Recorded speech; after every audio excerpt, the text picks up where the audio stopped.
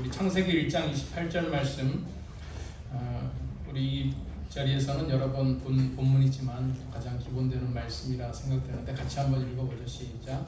하나님이 그들에게 복을 주시며 하나님이 그들에게 이르시되 생육하고 번성하여 땅에 충만하라. 땅을 정복하라. 바다의 물고기와 하늘 새와 땅에 움직이는 모든 생물을 다스리라 하시니라. 이제 생육한다라고 하는 것은 우리가 어떤 출산의 과정을 얘기하는 거고, 번성한다 그러면 영어 번역 많은 번역에서 보면 멀티플라이 이런 번역을 했더라고요. 뭔가 이제 증식이 되는 거죠. 창세기 2장 15절 말씀 같이 한번 보겠습니다. 시작. 여호와 하나님이 그 사람을 이끌어 에덴 동산에 두어 그것을 경작하며 지키게 하시고, 하나님께서 에덴의 동산을 사람들에게 맡겨서 뭔가 이제 생산적 활동을 하게 하셨다는 거죠. 마태복음 5장 16절 말씀 한번 더 보겠습니다. 시작. 이같이 너희 빛이 사람 앞에 비치게 하여 그들로 너희 착한 행실을 보고 하늘에 계신 너희 아버지께 영광을 돌리게 하라. 이 말씀들을 종합하면 오늘 이 하나님을 영화롭게 하는 비즈니스라고 하는 그 소책자의 저자 그루덴 교수님이 얘기하고 싶은 내용들이 다 종합이 되는 것 같아요. 이 땅에 우리가 뭔가를 생산하는 행위 자체는 가치 중립적인 게 아니라 그건 선한 것이다. 해야만 되는 명령이고, 그것을 해나가는 과정 속에서 하나님께 영광을 돌려야 된다라고 하는 건 너무 당연한 얘기지만 이 아침에 다시 한번 리마인드를 하는 겁니다. 그래서 우리가 늘 우리의 사명으로 확인하는 CBMC의 사명, 비즈니스 세계에 하나님 나라가 임하게 한다라고 하는 것은 그 책에 나와 있는 용어를 좀 빌리자면 비즈니스는 하나님을 영화롭게 할 수 있는 특별한 방법이다. 모든 사람에게 다 그런 건 아니겠죠. 적어도 비즈니스를 하는 실업인들, 전문인들에게 있어서는 하나님을 영화롭게 할 수 있는 방법이 뭐겠냐. 여러 가지 부재 현장도 있고 선교 현장도 있고 다양한 현장들이 있지만 1차적인 부르심은 어느 곳에 있다? 비즈니스 현장에 있다. 우리가 이렇게 이 말씀을 통해서 볼 수 있겠습니다. 그래서 우리가 이제 계속 모일 때마다 리마인드 하는 게 모든 경영적 행위 속에 성경적인 원리가 자리 잡도록 하는 것이고, 이 성경적인 원리라 하면 무엇이냐? 이제 이거를 기독경영연구원 교수님들이 쭉 현장을 놓고 고민을 하면서 6가지 꼭지를 뽑아서 우리가 이것을 계속 리마인드 하는 거죠. 물론 영성이라고 하는 것은 이 모든 것에 이제 바탕이 되는 것이고요. 그래서 창조라고 하는 것에 각각 이제 3꼭지씩 목적, 지향, 주인의식, 창의, 혁신. 또 책임이라고 하는 것은 법적, 윤리적인 책임, 경제적인 책임, 사회적인 책임. 또 배려라고 하는 건 포용과 후회와 나눔, 공의는 형평과 평등과 공평, 진실성, 투명성, 일관성, 안식에 있어서는 영혼의 풍요와 그침과 심, 관계의 만족. 우리가 일주일에 한 번씩 모이기도 하고 또 월간 포럼으로 모이면서 심층적으로 우리 일터를 분석하는 것은 이 각 가치들이 이게 상호 충돌이 되기도 하고 보완되기도 하거든요. 가장 간단한 예로는 배려를 하려다 보면 공의의 원칙에 충돌이 되기도 하고, 또 배려를 하려다 보면 신뢰의 원칙에 뭔가 비밀스럽게 배려를 하려다 보면 이 신뢰성이 의심받기도 하고, 그래서 이런 부분들을 어떻게 조화롭게 이 전체를 키워나갈 것이냐, 이런 고민들을 하나님 앞에서 성경책을 붙잡고 우리 일터를 들여다보면서 해나가는 것이 기독 경영이다. 그래서 우리의 기업들이 하나님 보시기에 아름답게 커가는 것. 세상적으로 성공의 지표들이야 매출과 사업의 규모를 가지고 평가하겠지만 하나님의 평가는 그 규모와는 상관없잖아요. 하나님이 믿는 사람들의 사업체가 크지 못해가지고 아쉬워서 못할 일이 있고 이런 건 아니니까. 그래서 하나님께서는 우리 각자에게 맡겨주신 비즈니스 현장 속에서 이러한 원칙들이 어떻게 실천이 되고 적용이 되는지 여기에 이제 관심을 가지고 계신다는 거예요. 그리고 또 이것을 해나가다 보면 이 세상 사람들이 이 세상 속에서 별나게 사업하는 사람들이 있네, 이렇게 보게 된다는 거죠. 이게 이제 하나님께 영광을 돌리는 방법이고, 우리가 비즈니스 세계에 임하고 있다라고 한다면 교회에서 많은 헌금을 하고 선교지에 많이 방문하고 이러다 보면 우리 사업체가 또 약해지게 돼 있어요. 우리 관심이 분산되면. 하나님께서 원하시는 것은 우리의 일터가 건강하게 든든하게 서가면서 그것을 통해서 하나님께 영광을 돌린다. 그래서 우리가 첫 번째 지금까지 소개한 책이 왼쪽에 있는 Good Business Plus라고 하는 책에 담겨 있는, 그래서 저스트 ABC와 스피리추얼리티가 이제 합해져서 나온 책이다. 이걸 가지고 우리 계속 리마인드 해나가는데, 이제 거기다가 이제 하나님을 영어롭게 하는 비즈니스라고 하는 웨인 그루뎀이라고 하는 조직 신학자가 쓴 소책자를 또 한 분들에 한 번씩 소개를 하고 있습니다.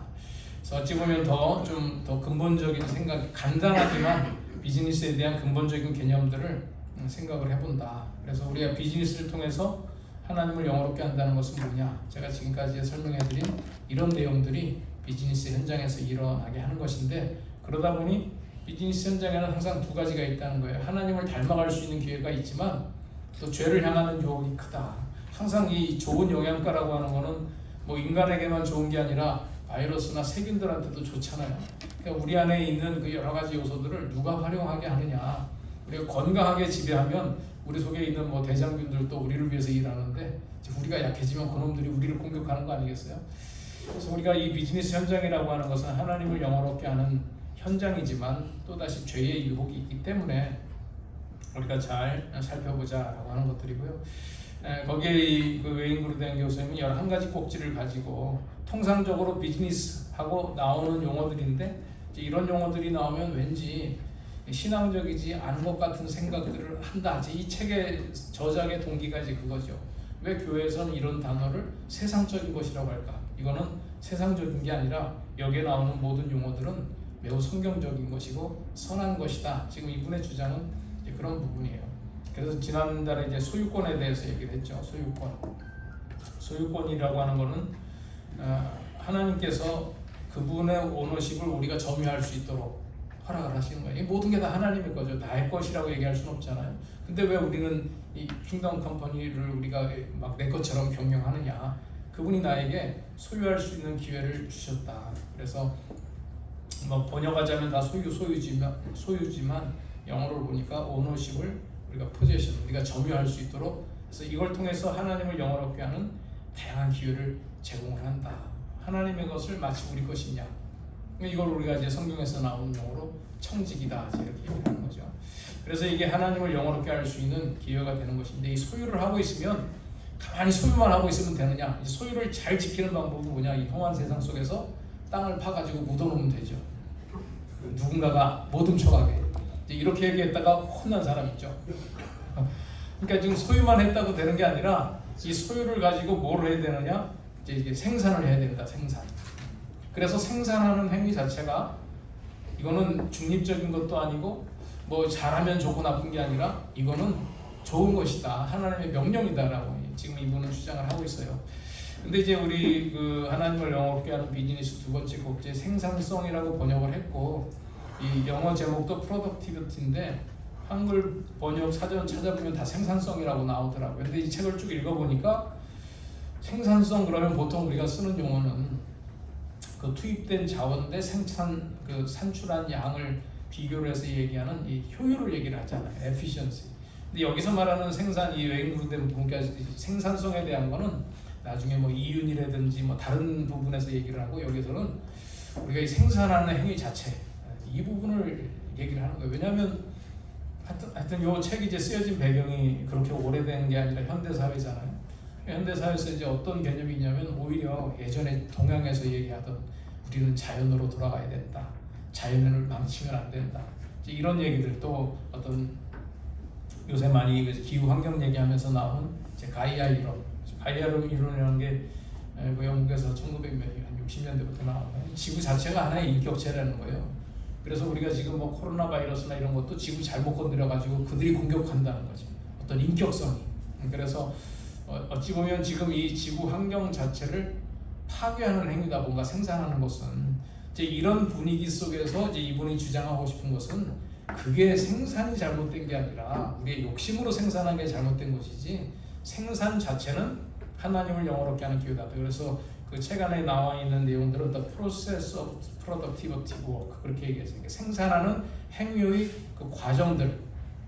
그래서 우리가 어떤 재화와 용역을 생산해내는 것 자체는 그건 이제 하나님을 영화롭게 하는 기회인데, 이제 이 세상 사람들이 자꾸 환경 파괴 얘기하고 생산에 대해서 뭔가 거부하는 듯한, 하나님께서 주신 이 자연을 지키지 못한다라고 하는 개념이 들어가는 것은 그건 죄로 향하는 유혹이다. 그래서 우리의 그 소유를 가지고 하나님의 오너십을 발휘해서 우리가 해야 될 것은 뭐냐? 생산을 하는 거죠. 어떤 제품을 생산해낸다든지 서비스를 생산해낸다든지 하는, 그래서 이걸 통해서 하나님을 영화롭게 하는 기회를 제공하는 것이고, 그것이 바로 이웃사랑, 행복한 삶이다. 우리의 생산 활동을 통해서 일어난다는 거예요. 제가 여기 아웃라인에다 써놨지만 그 책에도 이제 웨이딩 그루덴 교수님이 그렇게 얘기를 했어요. 왜 우리에게 생산하게 하느냐? 하나님이 우리에게 주신 자원들을 가지고 이용을 하는 거잖아요. 하나님은 무에서 유를 창조하시는 분이지만 우리의 생산 활동은 무에서 유를 창조하는 것은 없습니다. 다 이 세상에 틀어박혀 있는 뭔가의 자원들을 활용을 해가지고 또 다른 가공물로 만들어내는 거죠. 그래서 이 속에서 하나님께서 우리에게 하나님의 속성을 실현해보라. 지혜도 있고 인내도 있고 뭐 사랑도 있고 여러 가지 하나님의 속성들을 거기다가 개입을 시켜서 그 자원을 활용을 해서 뭔가 다른 사람들이 필요를 채워주는 거. 그래서 하나님이 인간을 만들 때 천사처럼 만들 수도 있다는 거예요. 천사. 그러니까 이 웨인 그루덴 교수님이 얘기하는 천사는 뭐냐면 누군가의 필요를 충족받지 않고 만족할 수 있는 존재.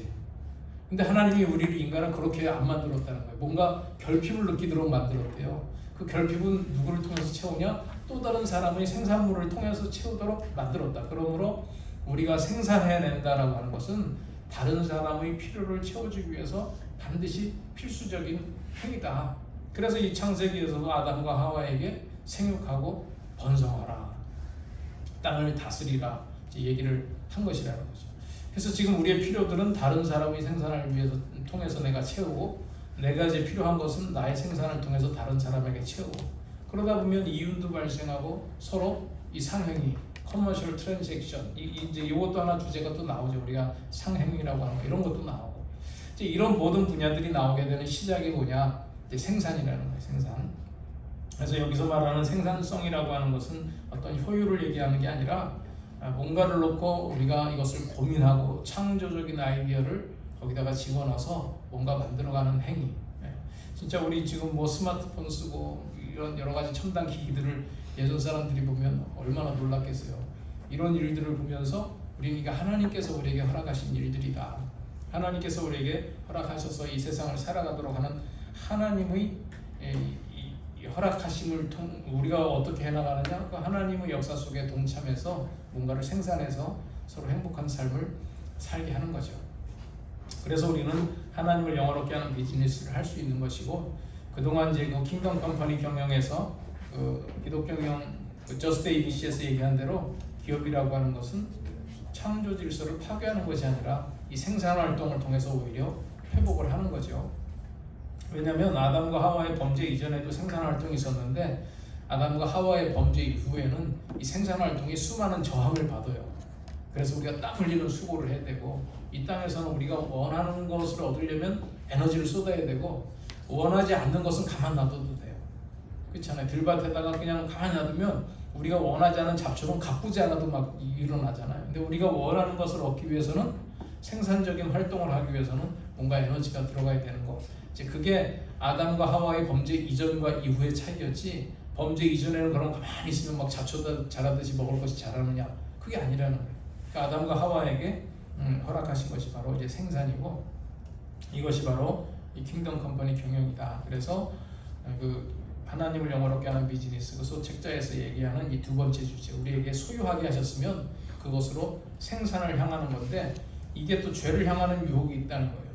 이 죄를 향하는 유혹은 뭐냐? 우리의 생산 활동이 이웃을 파괴하고 불행한 삶을 살게 한다. 예를 들면 지금 뭐 마약 같은 거 있잖아, 마약.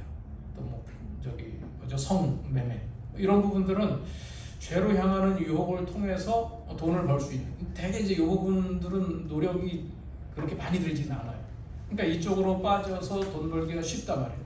그러니까 우리의 사회 질서를 유지하기 위해서 이런 것들을 범죄다 이래가지고 막 찾아내지만, 이것이 주는 기회가 엄청 크기 때문에 아무리 범죄로 단속을 해도 이게 이제 사라지지 않는 거죠. 그만큼 큰 유혹이 있는 거예요.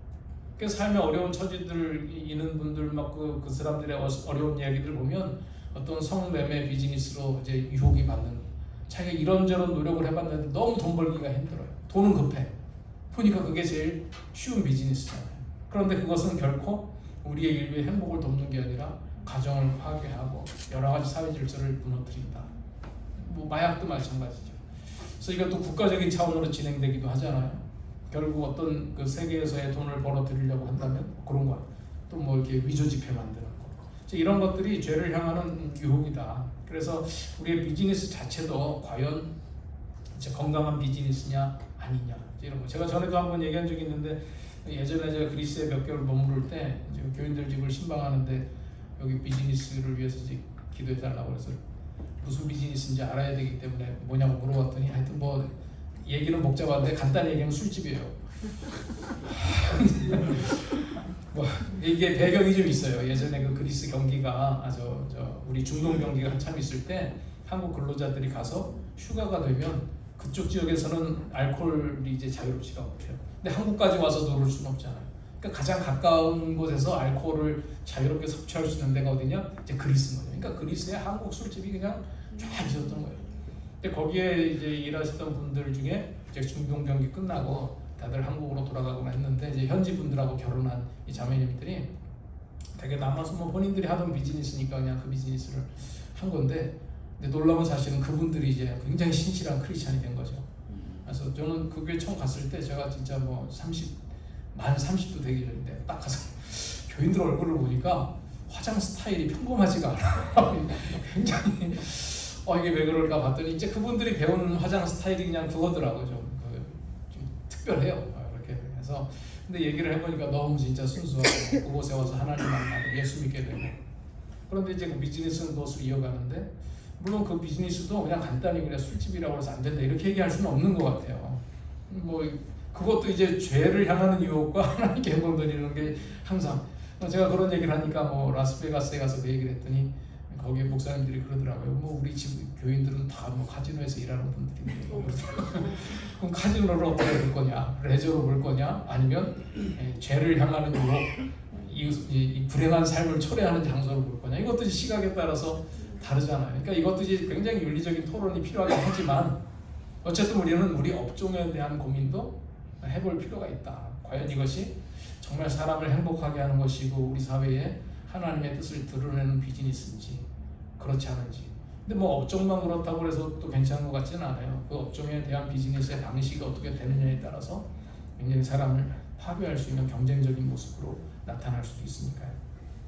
그래서 오늘 한번 우리의 그 경영 활동을 살펴볼 때 생산적인 측면에서 내가 나의 비즈니스에는 하나님의 성품 중 어떤 성품이 필요할 것인가, 어떤 성품이 영향을 미쳐야 된다 생각을 하느냐, 또 하나님께서 내 비즈니스를 통해서 사람들의 어떤 필요를 채워주기를 원하느냐, 어떻게 행복하게 하느냐, 뭐 여기에 대한 자부심이 없어서는 우리가 사업을 하면 안 되는 거죠.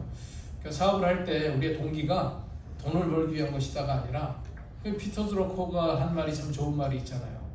고객의 가치를 창출해내는 것이다.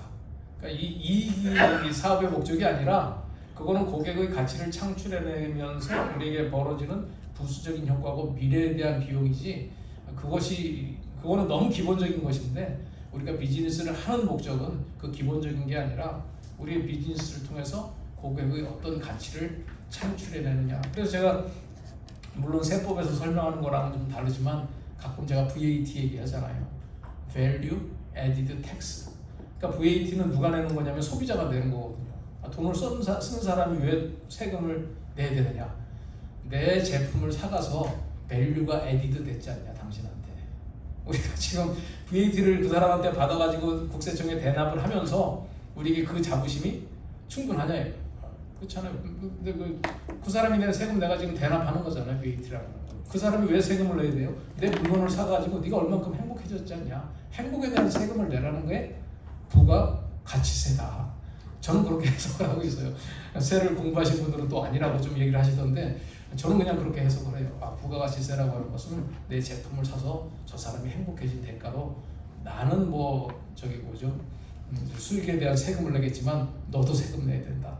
뭐 나라에서 세금을 뜯어가는 고차원적인 방법이겠지만 어쨌든 우리에게 좋은 메시지가 되는 것 같아요. 그래서 우리의 비즈니스는 사람들이 어떤 필요를 채워주고 있는가, 이런 부분들을 같이 한번 고민하면서 오늘은 여러분들의 비즈니스 자랑을 한번 해보시죠. 자, 네, 지금부터 우리 테이블 리더들 다 계시죠? 혹시 안 계시는데 있으신가요? 네, 그러면 지금부터 25분간 네, 총무님이 제지할 때까지 대략 한 20분? 25분?